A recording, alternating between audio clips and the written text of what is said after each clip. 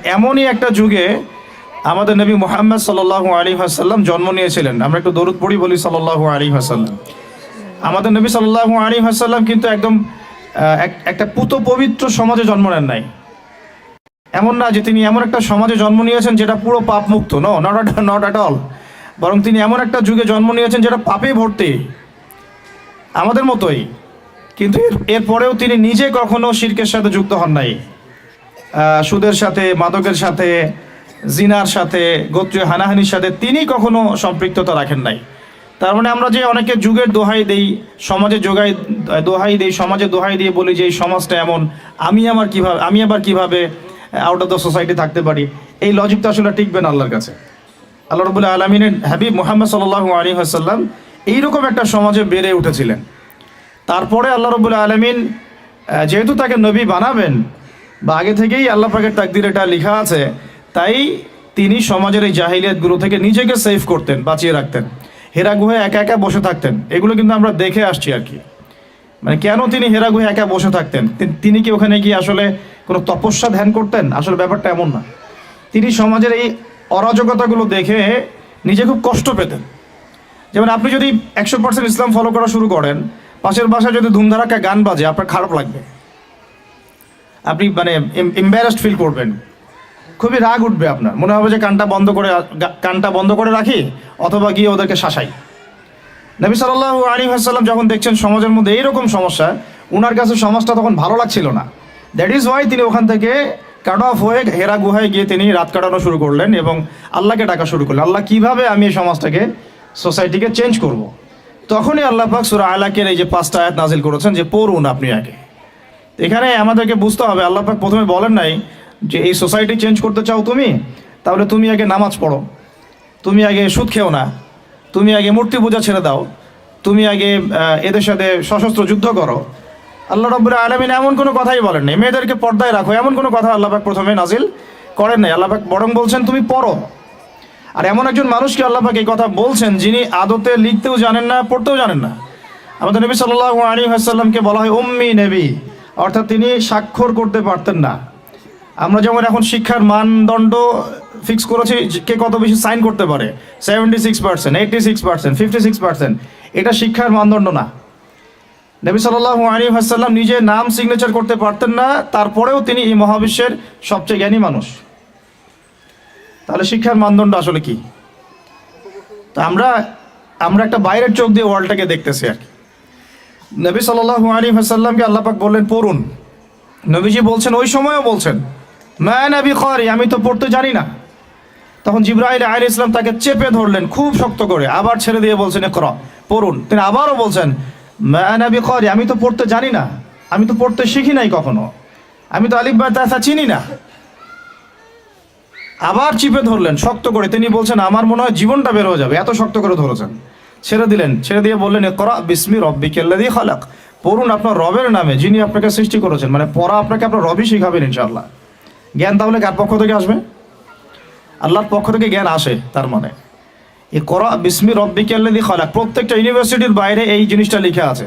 যত secular institution আছে যেখানে আল্লাহ বিরোধী সংবিধানও পড়ানো হয়, সেখানেও লেখা আছে ইকরা বিসমি রাব্বিকাল্লাযী খালাক, পড়ুন আপনার রবের নামে যিনি আপনাকে সৃষ্টি করেছেন। তাহলে ওই আয়াতটার কি ব্যাখ্যাটা বুঝলেন আপনারা? এখানে বোঝানো হচ্ছে পড়ুন আপনার সেই রবের নামে যিনি আপনাকে সৃষ্টি করেছেন। মানে যে জ্ঞান আমাকে আল্লাহর দিকে নিয়ে যায় সেটাই হলো দ্য ডেফিনেশন অফ নলেজ। আবার বলতেছি, যে জ্ঞানটা আমাকে আল্লাহর দিকে নিয়ে যাবে সেটাই হলো জ্ঞানের সংজ্ঞা। যেই জ্ঞান আমাকে আল্লাহ থেকে দূরে সরায় দেয় ওইটা জ্ঞান নয়, এটাকেই বলে জাহেলিয়া, অজ্ঞতা। এখন আমরা যদি একটু টপ টু বটম হিসাব করি যে কোন কোন সাবজেক্ট, কোন কোন জ্ঞানগুলো আমাদেরকে আল্লাহর দিকে নিচ্ছে আর কোন কোন সিস্টেম আমাদেরকে আল্লাহ থেকে দূরে সরাচ্ছে, ব্যাস নিজেরাই ক্যালকুলেশন করে বের করতে পারবো কোনটা নলেজ আর কোনটা what is the definition of knowledge. তো এখন কথা হচ্ছে, এর পরের আয়াতে আল্লাহ পাক বলছেন যে ইকরা বিসমি রাব্বিকাল্লাযী খালাক, খালাকাল ইনসানা মিন আলাক। দেখো, মানুষ এমনি এমনি অটোমেটিক্যালি সৃষ্টি হয়নি, মানুষকে আল্লাহ পাক আলাক থেকে সৃষ্টি করেছেন। যে আল্লাহ তোমাকে সৃষ্টি করেছেন সেই আল্লাহর দিকে যে জ্ঞান তোমাকে নিয়ে যাবে, ওই জ্ঞান তুমি চর্চা করো, ওই জ্ঞান তুমি পড়ো। তারপরে ইকরা ও রব্বুকাল আকরাম, পড়ো কারণ তোমার রব মহিমান্বিত। তিনি তো লা তুযাহুল মানাত নন, তিনি মহাপরাক্রমশালী আল্লাহ। সুবহানাল্লাহ। যার যিনি আলিমুল গায়বি ওয়া শাহাদা, যিনি আগেরও জ্ঞান জানেন পিছনেরও জ্ঞান জানেন, যিনি এই মহাবিশ্ব সৃষ্টি করার আগেই সব জ্ঞান লিপিবদ্ধ করে ফেলেছেন লাউহে মাহফুজে। তিনি জানেন এক্স্যাক্টলি কোন দিনে কিয়ামত হবে। তিনি মহাবিশ্বের প্রত্যেকটা প্রাণীর তাকদীর সম্পর্কে জানেন। আমাদের জ্ঞান কতটুকু আমরা জানি না আগামীকাল কি ঘটবে আমাদের সাথে। তো সেই মানে ক্ষুদ্র জ্ঞান নিয়ে আমরা মহাপরাক্রমশালী আল্লাহ পাকের জ্ঞানকে টক্কর দিচ্ছি এখন আর কি। সিচুয়েশনটা এখন এমন। আল্লাযী আল্লামা বিল কলম, শুধু তাই নয়, যে আল্লাহ মানুষকে কলম দিয়ে জ্ঞান শিক্ষা দিয়েছেন। এখানে পড়ার সাথে লেখার একটা ঘনিষ্ঠ সম্পর্ক আছে। কারণ আমি হাদিস রিসার্চ করতে গিয়ে পেয়েছি যে আল্লাহ রাব্বুল আলামিন কলম সৃষ্টি করেছিলেন 50,000 বছর আগে। সর্বপ্রথম যে সৃষ্টিগুলো আল্লাহ পাকের, তার মধ্যে আরশে আজিম, তারপরে কলম, লাউহে মাহফুজ। কলম সৃষ্টি করে আল্লাহ বলেছেন, কলমকে বলেছেন তুমি লিখো। কলম কথা বলেছিল যে মাযা আকতুব, আমি কি লিখবো। আল্লাহ পাক বলেছেন উকতুব, তুমি লিখো, কিয়ামত পর্যন্ত যা হবে সব লিখো। কলম লেখা শুরু করেছে, কিয়ামত পর্যন্ত যা হবে সব লেখা হয়ে গেছে। এটা ডান কুদি আল আমর। এমনকি মেরাজের রাতে নবী সাল্লাল্লাহু আলাইহি ওয়াসাল্লাম যখন সপ্তম আসমানের উপরে গিয়ে এখান থেকে তিনি যখন সিদরাতুল মুনতাহা পার হয়ে যাচ্ছেন, তখন কলমের সেই যে লিখার খসখস শব্দ তিনি শুনতে পাচ্ছিলেন। তা আমরা এগুলা বুঝি না যে পড়ার সাথে লিখার একটা গভীর সম্পর্ক আছে। আল্লাযী আল্লামা বিল কলম আল্লামাল ইনসান মা লাম ইয়ালাম, এটা আরো বড় শব্দ, এটা আরো বড় বাক্য। আল্লামাল ইনসান, যেই আল্লাহ মানুষকে জ্ঞান শিক্ষা দিয়েছেন, মা লাম ইয়ালাম, যে জ্ঞান মানুষ জানতো না। আমরা সৃষ্টিগতভাবে জ্ঞানী ছিলাম না, ফুল স্টপ। আমাদের কোনো জ্ঞান ছিল না। আপনি যত জ্ঞানতাত্ত্বিক দর্শন আছে ঘাটেন, আপনি 3টে দর্শন পাবেন। একটু আমার দিকে ফোকাস করেন। জ্ঞানতাত্ত্বিক যত দর্শন আছে, আমি ফিলোসফির স্টুডেন্ট ছিলাম এক সময়, এগুলো সব বই আমাদের পড়া শেষ আলহামদুলিল্লাহ, এবং আমাদের রেজাল্ট কখনো সেকেন্ড ক্লাসও আসে নাই। জ্ঞানতাত্ত্বিক যত দর্শন আছে দেখবেন 3 ভাগে বিভক্ত। পৃথিবীর বড় বড় যত দার্শনিক আছে, অমুসলিম দার্শনিক আর কি, পশ্চিমা, চাইনিজ, রাশিয়ান ইত্যাদি ইত্যাদি, তাদের দর্শন হচ্ছে জ্ঞান আসছে বুদ্ধি থেকে। তাদের ধারণা জ্ঞান আসছে বুদ্ধি থেকে। আবার এর বাইরে আরেক শ্রেণীর আছে দার্শনিক, তারা বলে জ্ঞান আসছে অভিজ্ঞতা থেকে। বুদ্ধি থেকে যারা আসছে ওদেরকে বলা হয় বুদ্ধিবাদী দার্শনিক, অভিজ্ঞতাবাদী যারা ওদেরকে বলে অভিজ্ঞতাবাদী ফিলোসফার। আবার এক শ্রেণীর দার্শনিক আছে যারা আবার দুটাকে সমন্বয় করেছে, তারা বলছে না, বুদ্ধি থেকেও আসছে অভিজ্ঞতা থেকেও আসছে। এরা কোনো কনক্লুশনে আসতে পারে না যে নলেজ আসলে কি। এখানে আমরা কনক্লুশন পাচ্ছি যে আল্লাহ রাব্বুল আলামিন বলেছেন জ্ঞান আমার পক্ষ থেকে আসছে। সুবহানাল্লাহ। জ্ঞান না বুদ্ধি থেকে আসছে, আর জ্ঞান না অভিজ্ঞতা থেকে আসছে, আর না সমন্বয় কোনো মতবাদ থেকে আসছে। বরং আল্লাহ বলছেন আল্লামাল ইনসান মা লাম ইয়ালাম, আমি আল্লাহ মানুষকে সেই জ্ঞান শিক্ষা দিয়েছি যে জ্ঞান মানুষ আদৌ জানতো না। সুবহানাল্লাহ। এই দলিল কোথায় আছে? সূরা বাকারা খোলেন, প্রথম দিকে পাবেন আপনি যে আল্লাহ পাক বলছেন যে ওয়াল্লামা আদামাল আসমাআ কুল্লাহা, পড়লেই দেখতে পারবেন। আল্লাহ পাক ফেরেশতাদেরকে ডাকলেন, ডেকে বললেন যে আমি আদমকে সৃষ্টি করতে চাই, খলিফা সৃষ্টি করতে চাই, তোমাদের কি মত? ফেরেশতারা বললেন যে আতাজআলু ফিহা মা ইউফসিদু ফিহা, আপনি কি এমন কাউকে সৃষ্টি করতে চান যে পৃথিবীতে গিয়ে ফিতনা ফাসাদ সৃষ্টি করবে, ও রক্তপাত ঘটাবে, ও ইয়াসফিকুদ দিমা। আল্লাহ বলছেন ইন্নী আ'লামু মা লা তা'লামুন, আমি যা জানি তোমরা তা জানো না। আমি এই ডিটেলস গল্পটা বা ঘটনা বলতে চাচ্ছি না, সময় আমার হাতে নাই এত। আমি বলতে যাচ্ছি আল্লাহ পাক আদম আলাইহিস সালামকে সৃষ্টি করে সর্বপ্রথম তাকে জ্ঞান শিক্ষা দিয়েছেন। শুধু জ্ঞান না, আল্লাহ বলছেন ওয়াল্লামাল আদামা আসমাআ কুল্লাহা। সামান্য আরবিক জানলে আপনি বুঝতে পারবেন যে আল্লাহ পাক বলছেন যে আমি আদমকে এই মহাবিশ্বের সব জ্ঞান শিক্ষা দিয়েছি। আমাদের পিতামাতা গাছের ছাল বাকল পরে থাকতো না। আমাদের পিতামাতা ওই যেগুলো পশ্চিমারা শিখায় আর কি, গুহার মধ্যে গাছের ছাল বাকল পরে থাকতো, হাড় হাড্ডি খাইতো, এরকম ছিল না। বরং প্রথম মানুষ হচ্ছেন একজন নবী, যিনি একজন সবচেয়ে সভ্য মানুষ, যাকে আল্লাহ নিজে সব জ্ঞান শিক্ষা দিয়েছেন। পৃথিবীতে কিভাবে চলতে হবে আল্লাহ শিখিয়েছেন, কিভাবে শিকার করতে হবে, কিভাবে চাষবাস করতে হবে, কিভাবে কাপড় পরতে হয়। আল্লাহ পাক কাপড় নাজিল করেছেন আসমান থেকে প্রথম দিকে, তারপরে বুনন শিক্ষা দিয়েছেন, শিক্ষা, তারপরে বাণিজ্য, কৃষি ইত্যাদি, রাজনীতি, সবকিছু আল্লাহ শিক্ষা দিয়েছেন আদম আলাইহিস সালামকে। এই জন্যই তিনি ছিলেন আল্লাহ পাকের খলিফা। খলিফা মানে পৃথিবীতে যে আল্লাহর হুকুম বাস্তবায়ন করে, যে পৃথিবীতে আল্লাহর হুকুম বাস্তবায়ন করে সে আল্লাহর খলিফা। যে পৃথিবীতে আল্লাহর হুকুম বাস্তবায়ন করে না সে এই দুনিয়াতে শয়তানের খলিফা, ফুল স্টপ। তো আদম আলাইহিস সালাম আল্লাহ পাক তাকে নিজ নিজ জ্ঞানে জ্ঞানী করেছেন, তার পক্ষ থেকে জ্ঞান শিক্ষা দিয়েছেন। এরপরেই ফেরেশতাদেরকে দিয়ে সিজদা করিয়েছেন। আমাদের চোখের কারণে না, কানের কারণে না, বডির শেপের কারণে না, ফিজিক্যাল শক্তির কারণে না। কারণ আমাদের এই দুনিয়ার যত মানুষ আছে, এই যে 500 কোটি 700 কোটি আমরা বলি, একজন ফেরেশতার একটা পাখার বাড়ি দিয়ে সবগুলোকে শেষ করে দেওয়া যাবে। আমার কথা কি বুঝতে পারছেন?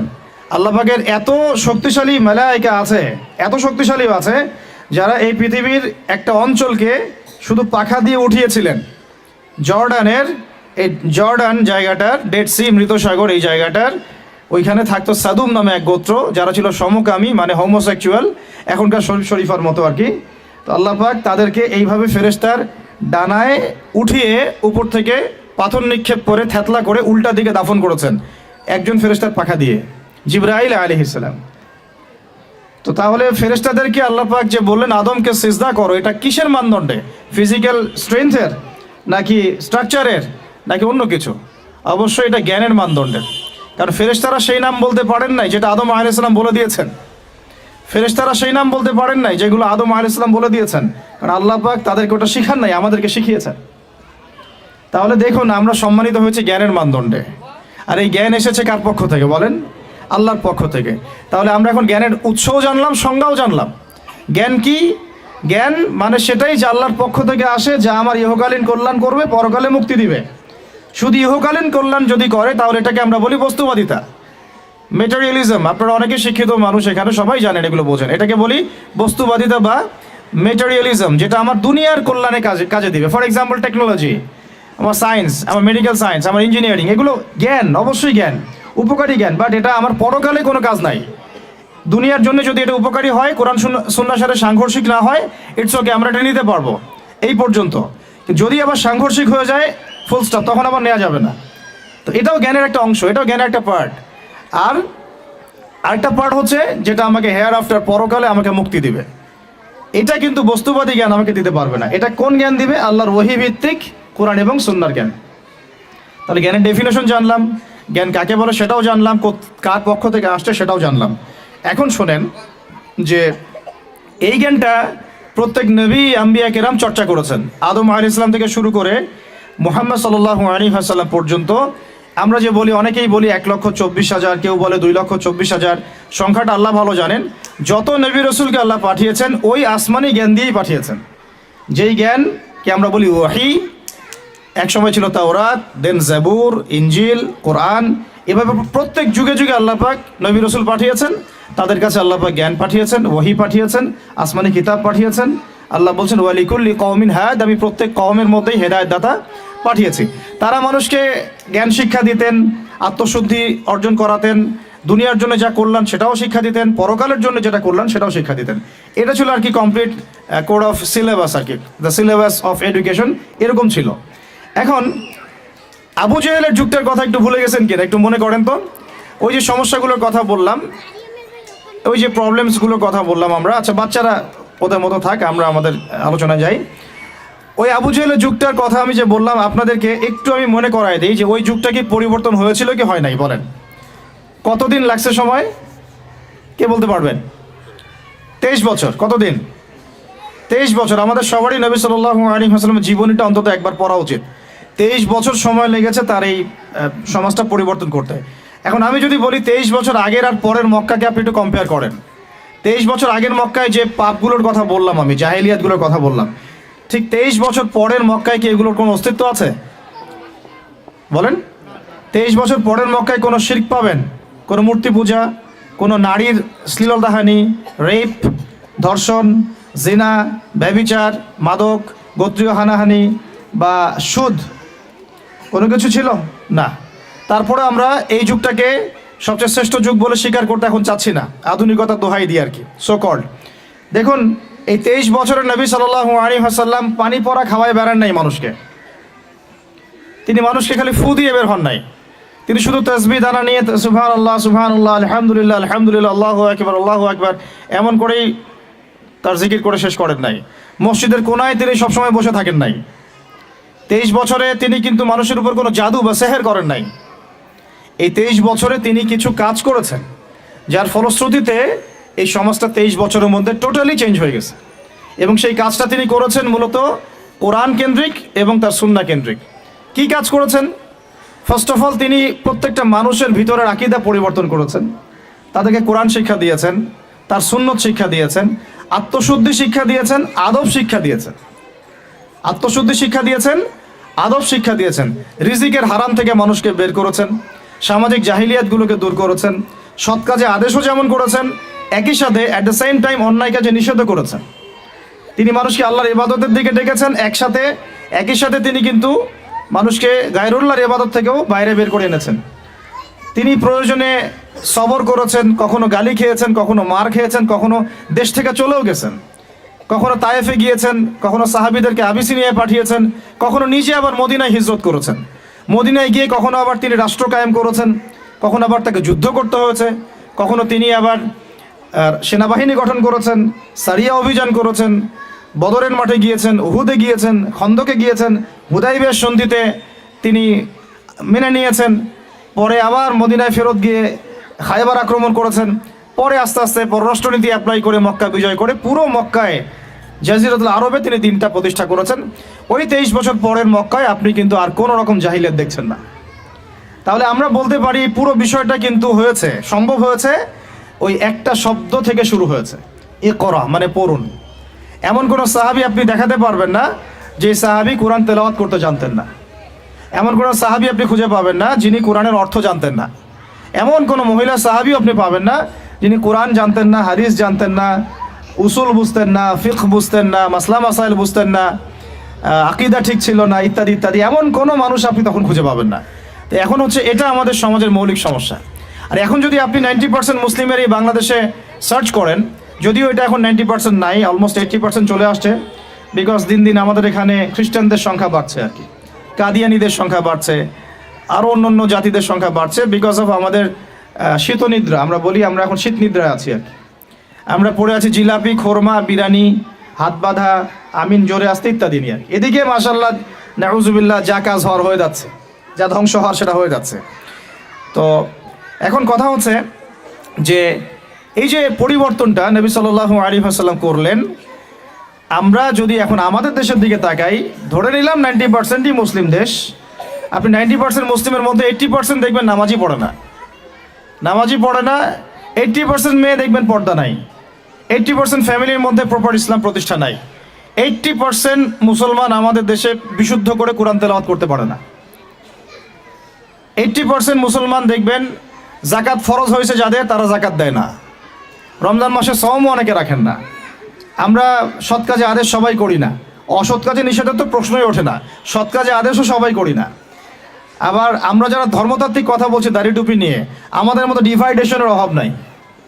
একেবারে হাজারটা ডিভাইডেশনে আমরা অলরেডি লিপ্ত হয়ে গেছি, আর কি। তো এই যে একটা সমস্যা, আবার ইকোনমিক লাইফে আমরা ম্যাক্সিমামই সুদ খাচ্ছি, আমরা আমারও খেয়ারত করতেছি, মাপে কম দিচ্ছি, দুর্নীতি করতেছি। জানি আল্লাহ বলে একজন আছেন, জানি রসুল বলে একজন আছেন, জানি মৃত্যু হবে, জানি কিয়ামতে জবাবদিহি করতে হবে, জানার পরেও প্রত্যেকটা ক্ষেত্রে টপ টু বটম আমরা চুরি করতেছি, দুর্নীতি করতেছি, আমাদের খেয়ানত করতেছি। এবং আমরা বাইরে আবার জুমার নামাজও পড়তেছি, ঈদের নামাজও পড়তেছি, কোনো কোনো ক্ষেত্রে চিল্লা দিচ্ছি এবং শেষ বয়সে হজ করে মনে করতেছি যে আমি মাশাআল্লাহ জান্নাতে চলে যাব। তা আমাদের ইসলামের কনসেপ্টটা এরকম। এই কারণে আসলে আমরা আলটিমেট যে একটা সোশ্যাল রেভলিউশনের কথা বলি, এটা হয়ে উঠতেছে না। এখন অনেক বড় কথা বলে ফেললাম, এখন আমি বেসিক জায়গাতে এসে শেষ করি।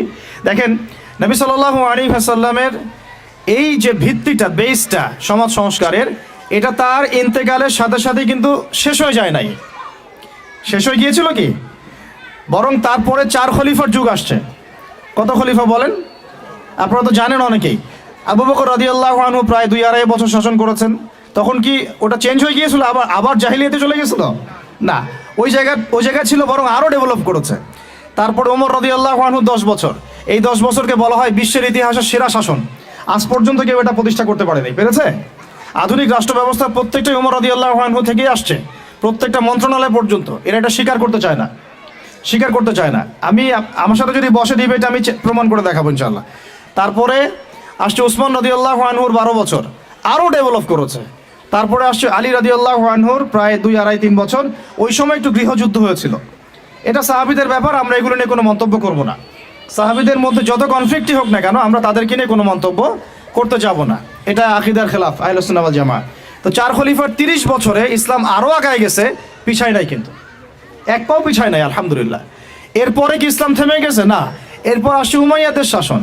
উমাইয়ারা 97 বছর শাসন করছে ওই প্ল্যাটফর্মের উপর দাঁড়াই। তারপরে শাসন করছে আব্বাসীয়রা প্রায় 550 বছর ওই প্ল্যাটফর্মের উপর দাঁড়াই। বরং আব্বাসীয়দের সময় আপনারা জানেন, ওই যে খলিফা আল মামুনের নাম শুনেছেন না? খলিফা আল মামুন।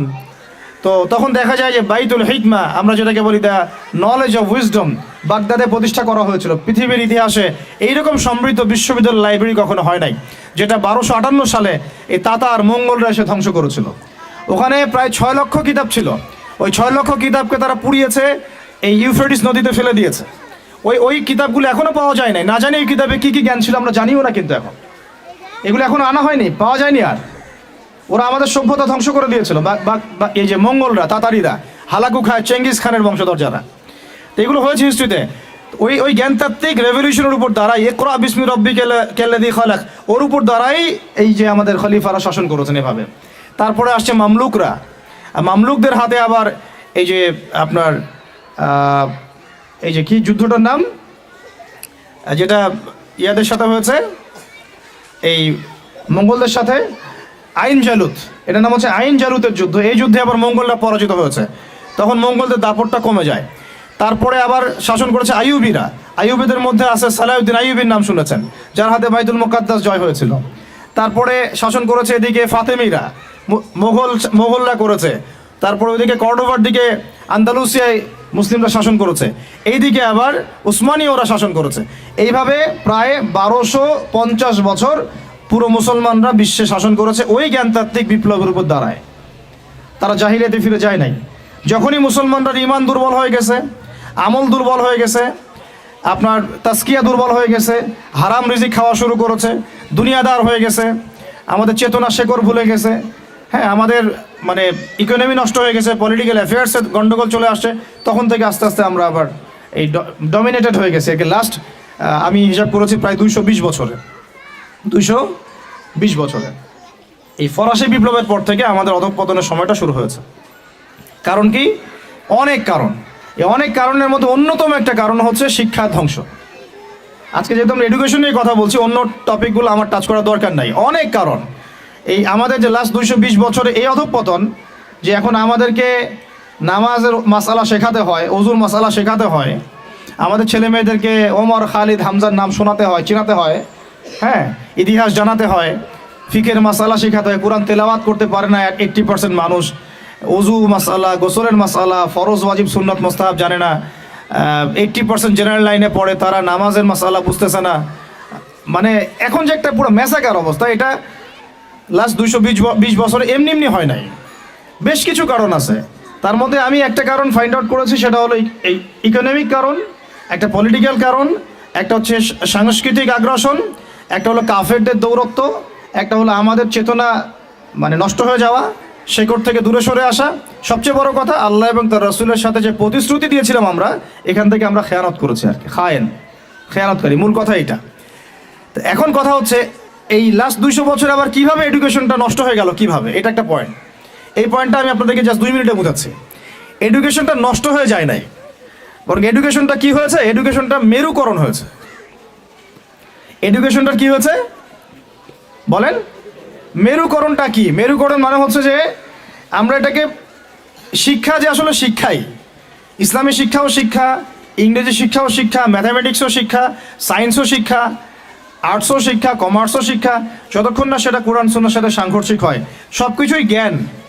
এই কনসেপ্টটা আমরা ভুলে গেছি। এই কনসেপ্টটা আমাদের বাপদাদাদের ছিল, মানে 1200 বছর আগে যারা ছিল তাদের এই কনসেপ্টটা ছিল। আমি যে কলমটা দিয়ে কথাগুলো লিখেছি না, এই কলমের যে বলটা আছে, এই বলটা আবিষ্কার করেছে মুসলমানরা, এই কলমটা আবিষ্কার করেছে মুসলমানরা। এই যে কফিটা খাইতে খাইতে আমি এটা লিখছি, এই কফিটা আবিষ্কার করেছে মুসলমানরা। এই কাগজ, এই যে আপনার দফতর, চেয়ার, এই টেবিল, মানে আপনি যেগুলো দেখতেছেন সামনে, যা সামনে দেখতেছেন আপনি, সবই মুসলমানদের। ক্যামেরা, আলোর প্রতিবিম্ব, প্রতিচ্ছবি, রক্ত সংবহন তন্ত্র, আপনার কেমিস্ট্রি, আপনার জ্যোতির্বিদ্যা, আপনার কি বলবো ফিলোসফি, এটা নিয়ে আরেকটা লেকচার দেওয়া যাবে ইনশাল্লাহ, আরেকদিন দিব এটা দিয়ে। আপনার বল পেন থেকে শুরু করে রাষ্ট্র ব্যবস্থার সংবিধান পর্যন্ত এভরিথিং মুসলমানরা করে দিয়েছিল, এভরিথিং, একটা সেক্টরও বাদ নাই, একটা সেক্টরও বাদ নাই। এটা গড়েছিল কারা? ওই যে 1200 বছর আগে চার খলিফার যুগে, উমাইয়াদের যুগে, আব্বাসীয়দের যুগে তারা এগুলো গড়ে দিয়েছিল। পরে যখন অধঃপতনের সময় শুরু হয়েছে আমাদের লাস্ট 220 বছর 300 বছরে, তখন পশ্চিমারা এইগুলো আমাদের থেকে ধার করেছে, ধার করে নিয়ে ওর উপর দাঁড়ায় ওদের সভ্যতা নির্মাণ করেছে। এটার উপর বাহাস হতে পারে, ডিবেট হতে পারে, ওদেরকে বসতে বলেন, আমি বসতে রাজি আছি। এটার উপর বাহাস হতে পারে যে আমি বলছি যে কলমের বল থেকে শুরু করে আপনার কফি যেটা খাচ্ছেন আপনি, যে ল্যাপটপে আপনি অ্যালগোরিদম করে করে যে আমাদের ইসলামের বিরুদ্ধে বইপত্র লিখতেছেন, ওই অ্যালগোরিদম পর্যন্ত মুসলমানদের আবিষ্কার করা। এটা আমাদের এই জেনারেশনের 90%ই জানে না, হীনমন্যতায় ভোগে। অথচ চার খলিফার যুগে, আব্বাসীয়দের যুগে, উমাইয়াদের যুগে এগুলো আমরা আবিষ্কার করে বিশ্বকে দিয়েছি। এই যে মিসাইল ছুটতেছে ওরা, এই যে মিসাইল ছুটতেছে, পৃথিবীর সর্বপ্রথম মিসাইল আবিষ্কার করেছিলেন সাদ ইবনে আবি ওয়াক্কাস রাদিয়াল্লাহু আনহু। তার যখন তিনি বিজয় করতে গিয়েছেন আপনার রোমান সাম্রাজ্যে, তার বাহিনীতে খালিদ বিন ওয়ালিদ ছিলেন। ওই সময় ওটাকে বলা হতো মিনজানিক, ওটাকে মিসাইল বলা হতো না, বলা হতো মিনজানিক। এম শব্দটা রেখে দিয়েছে ওরা, মিনজানিক আরবি শব্দ, ওরা এখান থেকে মিসাইল শব্দ আনছে, কিন্তু কাজটা একই। ওইটা দিয়ে রোমানদের ওই দেওয়াল দুর্গ ভেঙে দেওয়া হয়েছিল দূর থেকে। আমি জাস্ট বলতে চাচ্ছি, চার খলিফার যুগে, আব্বাসীয়দের যুগে, উমাইয়াদের যুগে বিশ্বে মুসলমানরা যে প্রত্যেকটা ডিপার্টমেন্ট করে দিয়েছে, ওর উপর দাঁড়ায় আজকের এই পশ্চিমারা দাঁড়ায় আছে, এই বিশ্ব দাঁড়ায় আছে। এখন শিক্ষার মেরুকরণটা কি হলো তাহলে? লাস্ট 220 বছরে শিক্ষাটাকে ভাগ করে ফেলা হলো, যে তোমরা যারা দাড়ি টুপিওয়ালা মানুষ, তোমরা যারা ইবাদত বন্দেগী করতে চাও, তোমরা পড়বা কোরআন এবং হাদিস, তোমরা পড়বা উসুল, ফিকহ ইত্যাদি ইত্যাদি। আর যারা তোমরা ডাক্তার হতে চাও, ইঞ্জিনিয়ার হতে চাও, ব্যারিস্টার হতে চাও, তারপরে পলিটিশিয়ান হতে চাও ইত্যাদি ইত্যাদি, তোমরা পড়বা ইংরেজি, বাংলা, সায়েন্স, ম্যাথামেটিক্স, হ্যাঁ, আর্টস, কমার্স, ব্যারিস্ট্রি, মেডিকেল সায়েন্স ইত্যাদি তোমরা পড়বা আর কি। এই যে মেরুকরণ, এই মেরুকরণটাই হারাম হয়েছে প্রথমে। এটাই একটা বাজে জিনিস হয়েছে শিক্ষার মধ্যে। কখনো মেরুকরণ ছিল না, বরং ওমর রাদিয়াল্লাহু আনহুকে আপনি দেখেন, ওমর রাদিয়াল্লাহু আনহু একজন ফকিহ, একজন হাফেজ, একজন আলেম, একজন বিজ্ঞ খলিফা, পাশাপাশি একজন রাষ্ট্রপ্রধান। এবার আমাদের এগুলো বললে তো ওনারা রাগ করে। আমি তো খোলামেলা ওনাদের সাথে কথা বলি এখন, যে আপনাদের মধ্যে একজন ব্যক্তিকে জুমার খুতবা দিতে পাঠান দেখি, মেম্বরে 360 জন এমপি একজনকে পাঠান যে জুমার খুতবা দিতে পারবে।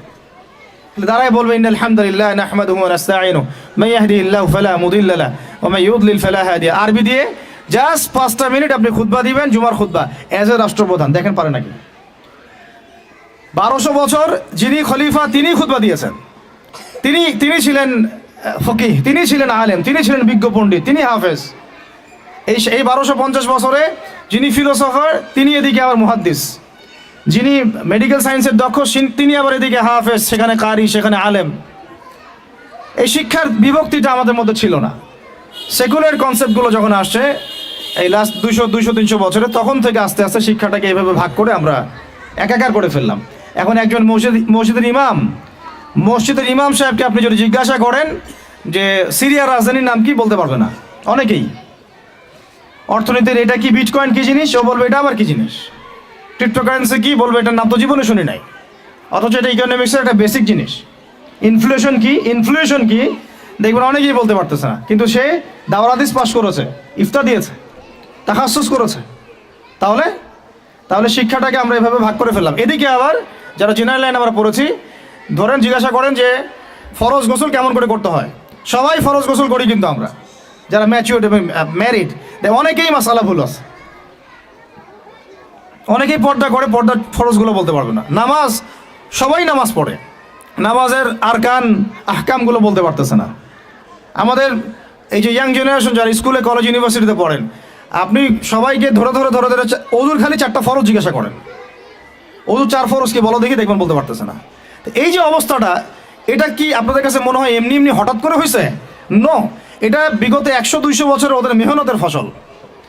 আর আপনারা কি চাচ্ছেন এটা একদিনে একটা স্কুল দিয়ে চেঞ্জ করতে? মোটেই পসিবল না, আর মোটেই পসিবল না। আর যদি মনে করেন একজন ভাই, একটা সরকার, একটা প্রশাসন, একটা ইসলামিক দল, তার উপর দায়িত্ব চাপাই দিলে আমরা দায়মুক্ত হব, কোনোদিনও সম্ভব না। আমাদেরকে এরকম 30-40 বছরের একটা মিশন নিয়ে নামতে হবে। 30 বছর একটা মিশন নিয়ে নামতে হবে।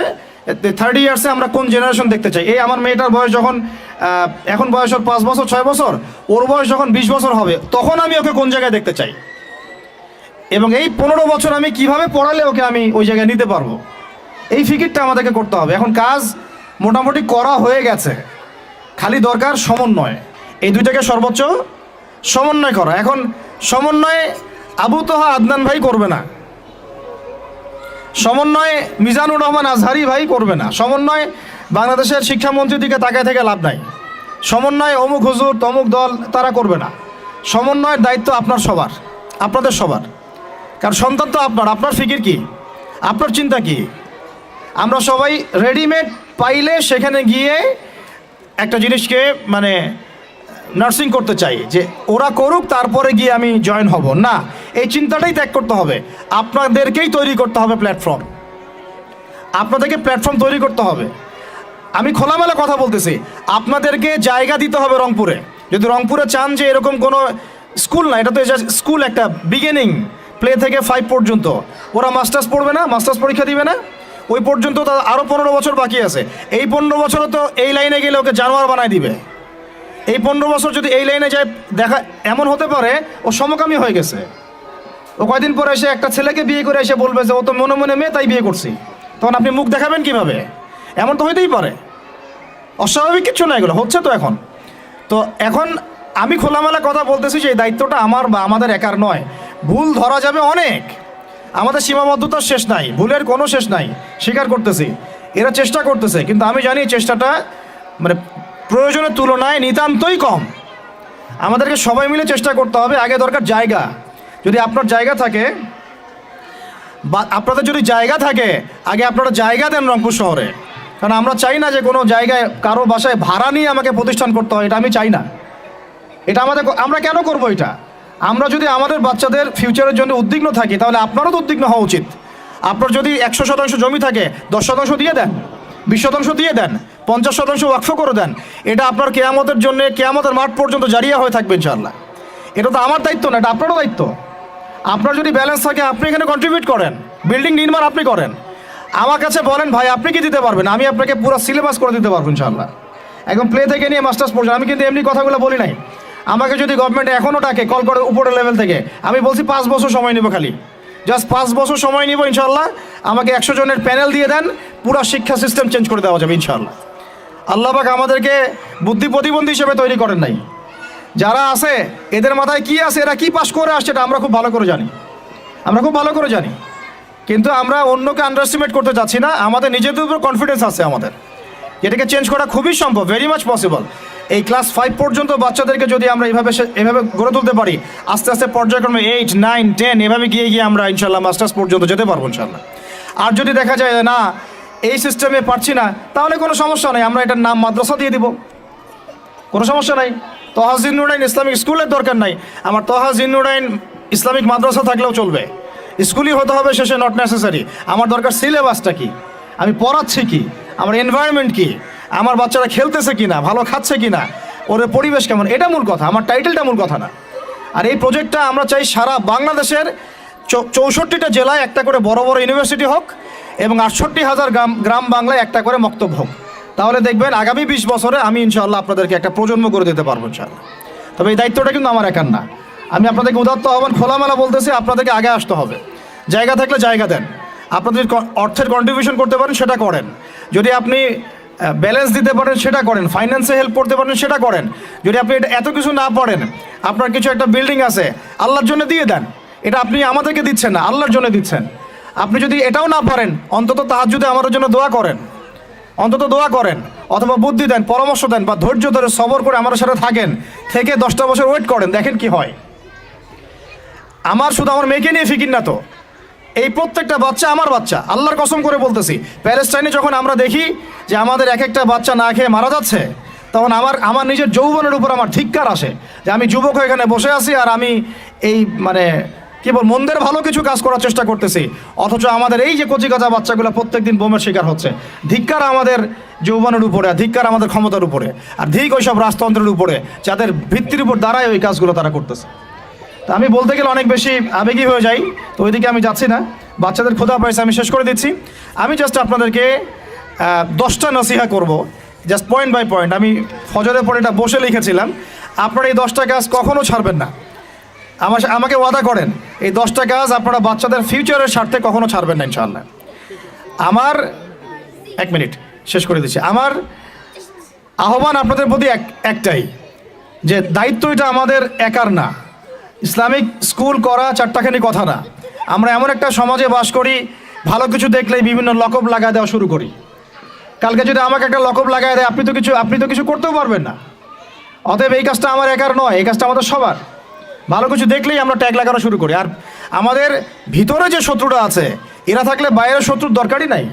আর খোলামেলা কি বলবো আপনাদেরকে?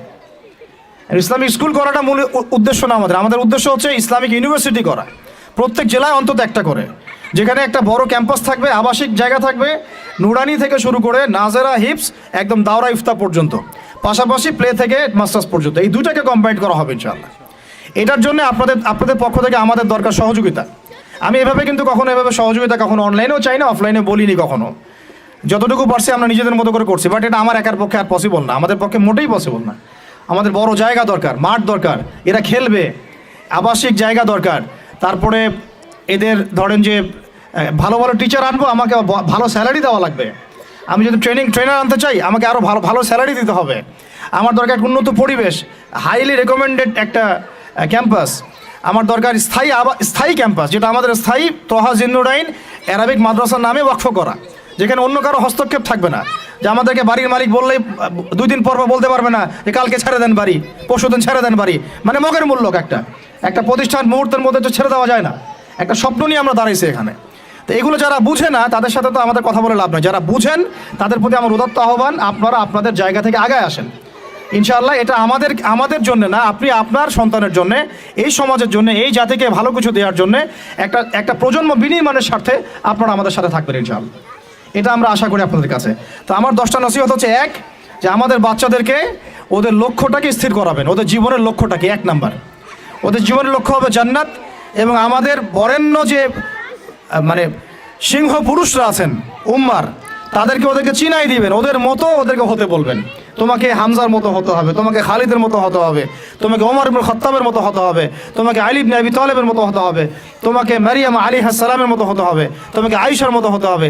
এই চেতনাগুলো ছোটবেলা থেকে ওর মধ্যে ইনস্টল করেন। ও সামনে একটা রোল মডেল দেখবে যে আমাকে এরকম হতে হবে।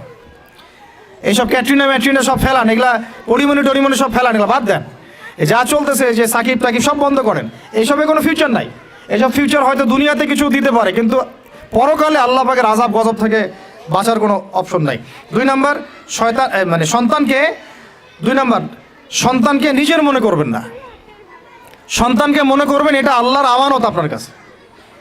এই আমার ছেলে, এটা আমার ছেলে না, এই ছেলেটা আল্লাহ পাক আমাকে দিয়েছেন।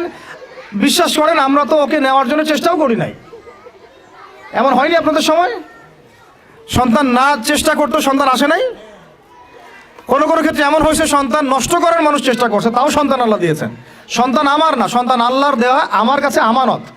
একে যদি আমি সুসন্তান রূপে মানুষ না করি, আগামী দিনে ওমর না বানাই, তাহলে আল্লাহ আমাকে ধরবেন। That's all.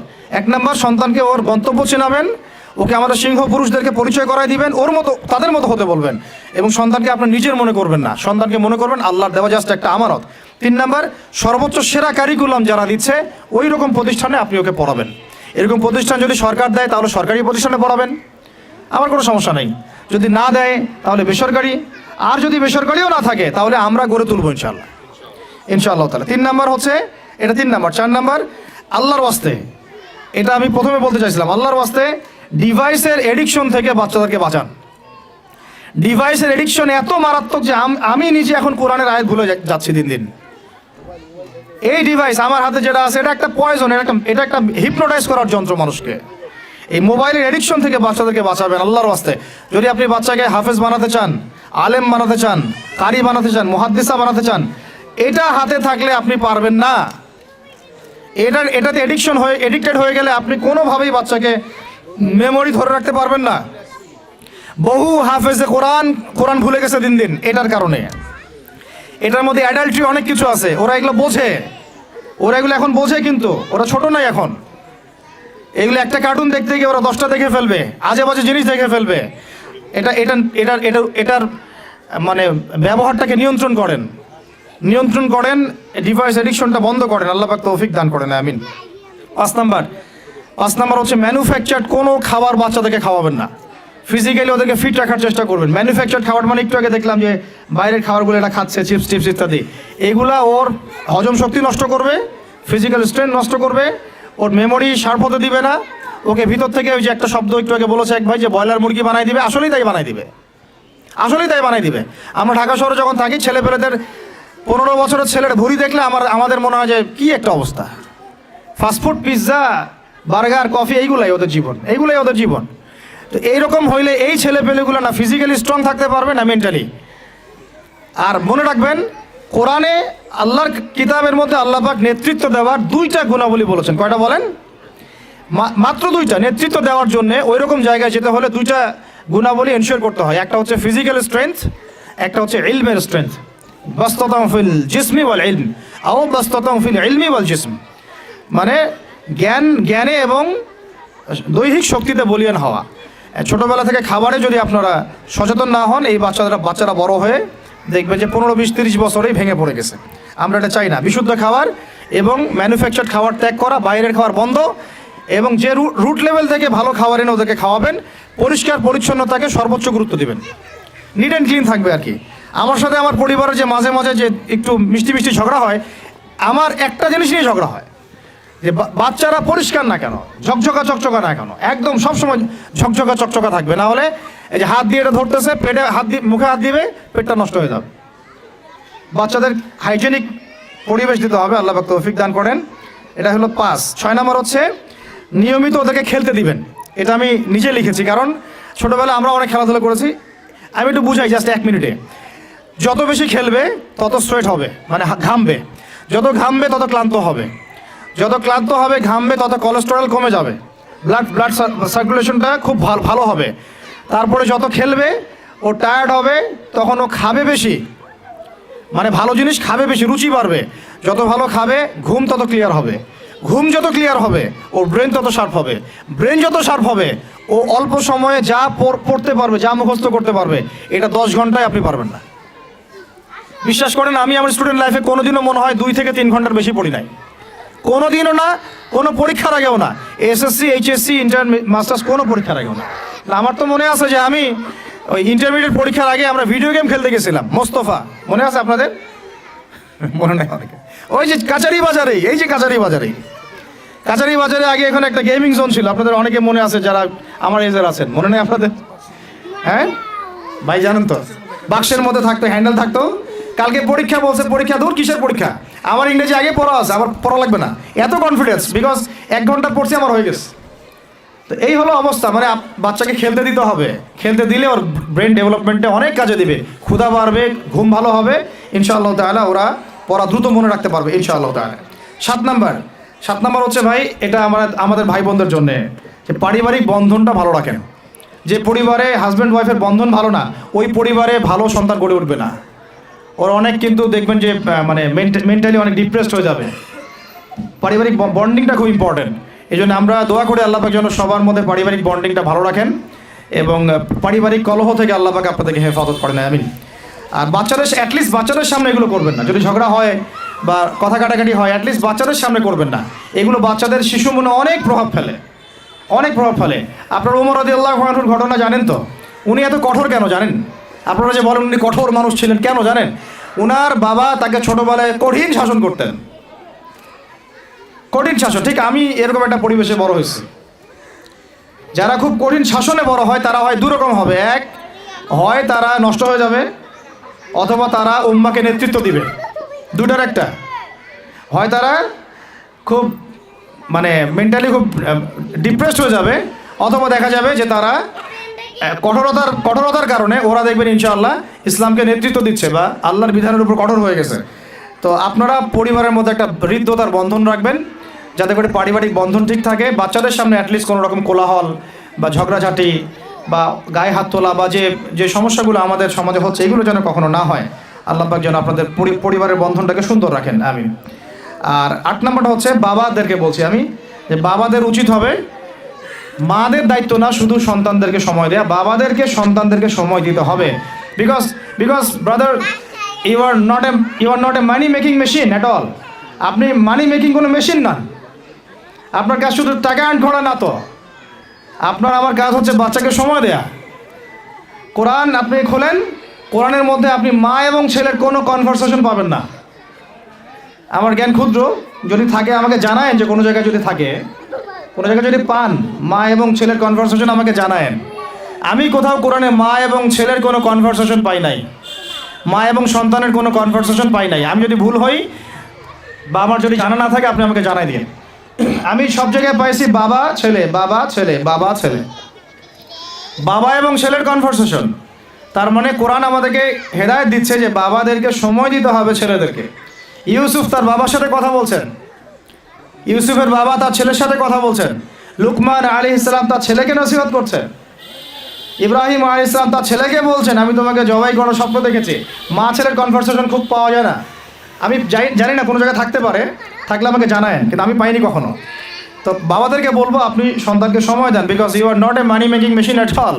আপনি কোনো মানি মেকিং মেশিন নন। এটা হলো 8 দুটো বলে শেষ করতেছি। 9 নম্বর হচ্ছে সন্তানকে চাপ দিবেন না, চাপ দিয়ে ওকে জোর করে কোনো কাঠামো দেওয়ার চেষ্টা করবেন না, বরং আপনি খুঁজে বের করেন আপনার সন্তানের মধ্যে ইউনিক প্রতিভা কি আছে। এই মেয়েটার মধ্যে হয়তো একটা প্রতিভা আছে যেটা আমার মেয়ের মধ্যে নাই, এর মধ্যে একটা প্রতিভা আছে ইউনিক যেটা ওর মধ্যে নাই, ওই ছেলেটার মধ্যে একটা প্রতিভা আছে যেটা আবার এই মেয়ের মধ্যে নাই। আপনি কখনো কারোর সাথে কারো তুলনা করবেন না। তুমি মারিয়ামের মতো ফার্স্ট হতে পারো নাই কেন, তুমি ওই সুমাইয়ার মতো সেকেন্ড কেন হলো না, তুমি ওই আবদুল্লাহর মতো কেন ফার্স্ট হলো না, কখনো এরকম তুলনা করবেন না। এগুলো করলে ছেলেরা ভিতর থেকে, মেয়েরা ভিতর থেকে খুব ডিপ্রেসড হয়ে যায়, আত্মবিশ্বাস হারায় ফেলে। ওরা মানে মনে করে হয়তো আমার দ্বারা কিছু হবে না। বরং আপনি আর উৎসাহিত করবেন, কোনো সমস্যা নেই বাবা, কোনো সমস্যা নেই আম্মু, এবার বড় নেই পরে এবার হবে ইনশাল্লাহ। বরং তাদেরকে সময় দিবেন এবং খুঁজে বের করবেন যে কোন প্রতিভা আপনার মেয়ের মধ্যে, আপনার ছেলের মধ্যে আছে। কেউ দেখবেন খুব ভালো লিখতে পারে, কেউ ভালো আবৃত্তি করতে পারে, কেউ ভালো নেতৃত্ব দিতে পারে, কেউ ভালো দেখবেন যে মাশাআল্লাহ মুখস্থ করতে পারে। প্রতিভা বিচক্ষণতার সাথে ফাইন্ড আউট করতে হবে। এটা আমার কাজ বাবা হিসেবে, আপনার কাজ মা হিসেবে। আল্লাহ পাক আমাদেরকে এটা করার তৌফিক দান করেন। আমি জোর করে চাপায় দেওয়া যাবে না। আর একটা নসিহত শেষ, সেটা হলো আমরা তো 5 ওয়াক্ত নামাজ পড়বই, বাচ্চাদেরকে তো ইসলামিক পরিবেশ দিবই। আমাদের তাহাজ্জুদের ওয়াক্তে 2 রাকাত নামাজ পড়াটাকে আপনার উপর ফরজ করে নেন। তাহাজ্জুদের ওয়াক্তে অন্তত 2 রাকাত নামাজ পড়াকে আপনার আমার উপর ফরজ করে নেন। যদিও এটা ফরজ না, ফরজ করে নেন, কারণ ওই সময় দোয়া যেগুলো করা হয় আল্লাহর কাছে একদম সরাসরি কবুল হয়। আপনাদেরকে আমি একজন মনীষীর কথা খালি বলবো, ইমাম বুখারী রাহিমাহুল্লাহ, নাম শুনেছেন আপনারা? তার কিতাব কিয়ামত পর্যন্ত ইনশাল্লাহ পড়ানো হবে। ওইটা না পড়ে কেউ আলেম হয় না, তাই না বিষয়টা? তিনি যে একসময় অন্ধ ছিলেন আপনারা কি জানেন? তিনি যে একসময় চোখে দেখতে পারতেন না আপনারা কয়জন জানেন? তার মা তাহাজ্জুদের ওয়াক্তে আল্লাহর কাছে কান্না করতে করতে করতে করতে, আল্লাহ আমার ছেলের চোখটা ভালো করে দাও, আল্লাহ আমার ছেলের দৃষ্টিশক্তি ফিরায় দাও, আল্লাহ আমার ছেলের দৃষ্টিশক্তি ফিরায় দাও। মায়ের এই দোয়া আল্লাহ পাকের আরশ পর্যন্ত পৌঁছে যায় অলৌকিকভাবে, মিরাকুলাসলি। ইমাম বুখারী রাহিমাহুল্লাহ সকালবেলা উঠে চোখে দেখা শুরু করেছে। আজকে ইমাম বুখারী কি এবং তার কিতাবের মূল্য কি, তার মর্যাদা কোথায়, তার কিতাব না পড়লে আমাদের মধ্যে কোনো মানুষ আলেম হতে পারবে না, এটা আমরা এখন স্বতঃস্বীকৃত। কিভাবে হয়েছে ভাই বোনেরা? দোয়ার মাধ্যমে। প্রচুর দোয়া করতে হবে সন্তানদের জন্য। আমি যতবার বাইতুল্লাহ যতবারই জিয়ারত করেছি, তাওয়াফ করেছি, প্রত্যেক তাওয়াফে আমি সবসময় দোয়া করি আমার ছেলে মেয়েদের জন্য। আল্লাহ আমার ছেলে ওসমানকে ওসমান রাদিয়াল্লাহু আনহুর মতো বানাও। শর্টকাট দোয়া আর কি। আমার ছেলে মেয়ে মারিয়ামকে মারিয়াম আলাইহিস সালামের মতো বানায় দাও। আল্লাহ আমার মেয়ে আয়েশাকে আয়েশা রাদিয়াল্লাহু আনহার মতো বানায় দাও। আল্লাহ আমার ছেলে ওমরকে ওমর ইবনে খাত্তাবের মতো বানায় দাও। আপনারা এবার দোয়া করতে থাকবেন। দোয়া কবুলের সময়গুলো খুঁজে খুঁজে বের করে দোয়া করতে থাকতে হবে ইনশাআল্লাহ। বাবা মার দোয়া আল্লাহ পাক ফেলবেন না ইনশাআল্লাহ। আল্লাহ পাক আমাদেরকে এই বিষয়গুলো আমল করার তৌফিক দান করেন। আর সব সময় ছেলে মেয়েদেরকে আত্মবিশ্বাস দিবেন। যত তাদেরকে কনফিডেন্স দিবেন ওরা আরও ভালো করবে। যত ধমক দিবেন এই তুই পারিস না, তোর দ্বারা হয় না, তুই কি করস, ইত্যাদি ইত্যাদি, তত দেখবেন ও আর পারতেছে না। আমি বেসিক্যালি ছোট থেকে যে বড় হয়েছি এই জিনিসটার অনেক ঘাটতিতে বড় হয়েছে। কনফিডেন্স না দেয়া। তবে সবাই সব কিছু হয় না, কিছু ব্যতিক্রম বিষয় থাকে। কিন্তু আমি যেটা রিয়েলাইজ করেছি, একটা মানুষকে যখনই কনফিডেন্স দেওয়া হয় সে অনেক ভালো করে। যখন আপনি তাকে আন্ডারএস্টিমেট করবেন সে ভালো করতে পারবে না। তাই আল্লাহর ওয়াস্তে আমাদের বাচ্চাদের উপরে চাপ না দিয়ে আত্মবিশ্বাস দিবেন, ভালোবাসবেন, মহব্বত করবেন, ওকে উৎসাহ দিবেন, দেখবেন ইনশাআল্লাহ ও আরও ভালো করতেছে ইনশাআল্লাহ। মাশাআল্লাহ তুমি তো সুন্দর লিখছো, আরেকটু ভালো করো, ভালো হয়েছে তো মাশাআল্লাহ, আরেকটু করো, সুন্দর আর্ট করছো, আরেকটু ভালো করো, মাশাআল্লাহ এক পারা তো মুখস্থ করে ফেলছো, আরেক পারাও পারবা ইনশাআল্লাহ। ওকে এইভাবে বুস্ট আপ করতে থাকেন ইনশাআল্লাহ তাআলা। দেখবেন এভাবে যদি একটা পরিকল্পনা মাফিক আমরা আগাই, জাস্ট 20টা বছর সবর করি যদি আমরা, আল্লাহ পাক যেন আমাদেরকে তৌফিক দান করেন, টানা 20 বছর যদি আমরা নেক হায়াতের সাথে এভাবে রাত দিন 24 ঘন্টা নিরলস দিনের কাজ করতে পারি, অ্যাটলিস্ট এডুকেশন সেক্টরে, আমাদের তো পলিটিক্যাল সেকশন নাই, ইকোনমিক সেকশন আমাদের হাতে নাই, অ্যাটলিস্ট শিক্ষা সেক্টরে যদি আমরা এভাবে কাজ করতে পারি, আগামী 20 বছরে বাংলাদেশের শিক্ষা ক্ষেত্রের হুলিয়া পরিবর্তন করে ফেলা সম্ভব ইনশাআল্লাহ। কারণ সব কিছু নতুন করে করা লাগবে না, আমরা শুধু সমন্বয় করব, পরিবেশ করব এবং আমাদের জানমাল, সময়, শ্রম, জমি জমা এগুলো ওয়াকফ করবো ইনশাআল্লাহ আল্লাহর জন্য। এবং এগুলো করলে লাভ কি হবে, ওই বিখ্যাত হাদিসটা দিয়ে শেষ করতেছি যে নবী সাল্লাল্লাহু আলাইহি ওয়াসাল্লাম বলেছেন, ইযা মাতাল ইনসান, যখন মানুষ ইন্তেকাল করবে বা করে, ইনকাতা আনহু আমালু, তার আমল নামাটা কেটে দেওয়া হয়, বন্ধ হয়ে যায়, ইল্লা সালাস, 3টা রাস্তা খালি জারি থাকে। 1 নম্বরই হচ্ছে সাদাকায়ে জারিয়া, মানে এমন সাদাকা, এমন কন্ট্রিবিউশন যেটা আমার ইন্তেকাল, আপনার ইন্তেকালের পরেও একেবারে চলতে থাকবে, লং টাইম সাস্টেন করতে থাকবে, এটা একটা। 2 নম্বর ওয়ালাদুন সালেহ, আমার নেককার সন্তান বা আপনার নেককার সন্তান, যে আপনার আমার জন্য কালকে আমাদের মানে পরকালে বারজাখের জীবনে আমরা যখন থাকবো তখন তারা দোয়া করতে থাকবে। আর আমি বলছি আমার ওমরই শুধু আমার ছেলে না, আপনাদের সবার সন্তান আমার সন্তান, আপনাদের সবার মেয়ে আমার মেয়ে। আমি এভাবে কখনো চিন্তা করি না যে এই যে প্রতিষ্ঠানগুলো আমরা করতেছি বা যে প্রজেক্টগুলো আমরা নিচ্ছি হাতে, এগুলো শুধু আমার ছেলের জন্য, আমার মেয়ের জন্য, কোশ্চিন কালেও না। এদেশের প্রত্যেকটা শিশু আমার শিশু, আমার ছেলে আমার মেয়ে, এদেশের প্রত্যেকটা বোন আমার বোন, এদেশের প্রত্যেক ভাই আমার ভাই। ওইভাবে চিন্তা করে আমাদেরকে না গেলে আমরা জাতিগত পরিবর্তন আনতে পারবো না। তখন আমরা স্বার্থপর হয়ে যাবো, আমার ছেলে বাঁচলেই হলো, আমার মেয়ে বাঁচলেই হলো। তখন হবে কি, আমার ছেলে আদতে বাঁচতে পারবে না, আমার মেয়েও বাঁচতে পারবে না, কারণ ফিতনা যখন সব জায়গায় ছড়ায় পড়বে আমার ঘরেও তো ঢুকবেই, স্বাভাবিক। আর শেষ নাম্বারটা হচ্ছে আল ইলম, এমন জ্ঞান ইউনতাফাউ বিহিন নাস, যে জ্ঞান দিয়ে মানুষ উপকৃত হয়, এই হলো শিক্ষা প্রজেক্টগুলো।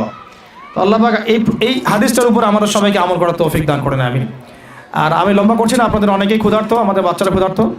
আমরা দোয়া করি আল্লাহ পাক যেন আমাদের সবাইকে পবিত্র কোরআন এবং নবীর হাদিস অনুযায়ী জীবন করার তৌফিক দান করেন। 1 নম্বর, সবাইকে যেন আমাদের এই শিক্ষা প্রজেক্টের সাথে আপনাদেরকে সম্পৃক্ত করেন, আমিন। আমাদের জীবনের গন্তব্যটা আমাদেরকে ফিক্স করার তৌফিক দান করেন, বাচ্চাদেরকে মানুষ করার তৌফিক দান করেন, সবাইকে হালাল খাওয়ার তৌফিক দান করেন, ধৈর্য ধরার তৌফিক দান করেন, নেক আমল আল্লাহ পাক যেন বেশি বেশি করার তৌফিক দেন এবং সুন্নাহ ভিত্তিক জীবন করার তৌফিক দেন। এছাড়াও আমি দোয়া করি মন থেকে আল্লাহ পাক যেন আমাদের বাচ্চাদেরকে সুস্থ রাখেন, আমাদের প্যারেন্টসদেরকে সুস্থ রাখেন, টিচার্সদেরকে সুস্থ রাখেন এবং আমাদেরকে সুস্থতার সাথে আল্লাহ পাক লম্বা সময় দিনের কাজ করার তৌফিক দান করেন। এবং ভিতরে বাইরে যত ইসলাম বিরোধী অপতৎপরতা আছে এগুলোকে আমাদেরকে সাহসিকতার সাথে ফেস করার তৌফিক দান করেন, আমিন। আর আমি সর্বশেষ আবারও বলতেছি যে এই দায়িত্বগুলো আমাদের একার না। প্রিয় দিনী ভাই এবং বোনেরা, আপনাদের সবার দায়িত্ব আগায় আসেন। আমি এভাবে আগে কখনো বলি নাই, এখন বলতেছি বিকজ আমি চাই না আমাদের কোনো প্রতিষ্ঠান কোনো মানুষের ছত্র ছায়ায় থাক। প্রত্যেকটা প্রতিষ্ঠান, প্রত্যেকটা মার্কাজ, প্রত্যেকটা ক্যাম্পাস শুধু হবে আল্লাহর জন্যে, আল্লাহর জমিতে, আল্লাহর বিল্ডিং, এটা কিয়ামত পর্যন্ত এভাবে থাকবে ইনশাআল্লাহ। এটা আমার কোনো ব্যক্তি মালিকানায় না, আল্লাহর জন্য ওয়াকফ করার আমাদের জায়গা দরকার, কনস্ট্রাকশন দরকার, ফাইন্যান্স দরকার। ইনশাআল্লাহ তাআলা আল্লাহ পাক আমাদেরকে যে নিয়ামতগুলো দিয়েছেন এগুলো যদি আমরা সবার সামনে মানে সুষ্ঠুভাবে উপস্থাপন করতে পারি, আমি আশা করি সারা দেশ বিদেশের অনেক মানুষ আগে আসবে ইনশাআল্লাহ তাআলা।